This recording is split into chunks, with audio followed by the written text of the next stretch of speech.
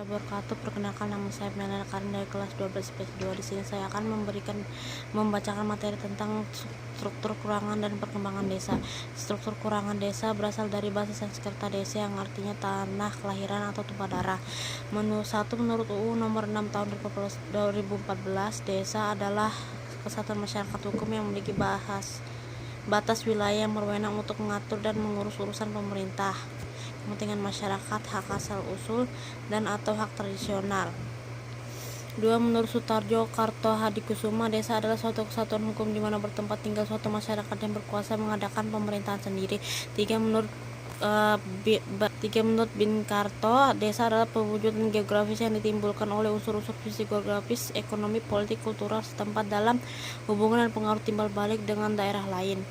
Ciri-ciri masyarakat desa: dekat dengan alam, ikatan sosialnya kuat, adat dan norma agama kuat, hubungan kekerabatan bersifat Gemeinschaft atau paguyuban, pola pikirnya tradisional dan irasional, struktur ekonomi agraris.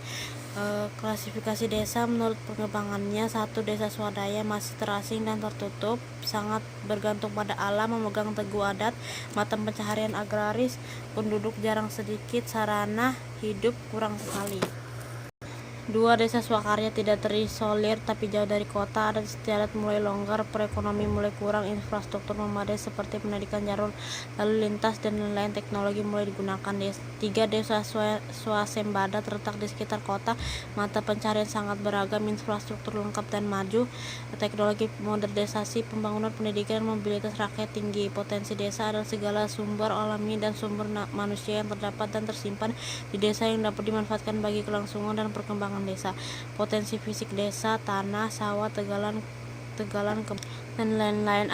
Air, ketersediaan air langsungnya, khususnya untuk irigasi dan kepentingan sehari-hari, ternak sebagai tenaga kerja, manusia sebagai tenaga kerja, cuaca dan iklim. Potensi non-fisik: aparatur atau pamong desa yang baik, lembaga sosial desa sebagai pendorong partisipasi warga desa ke masyarakat desa.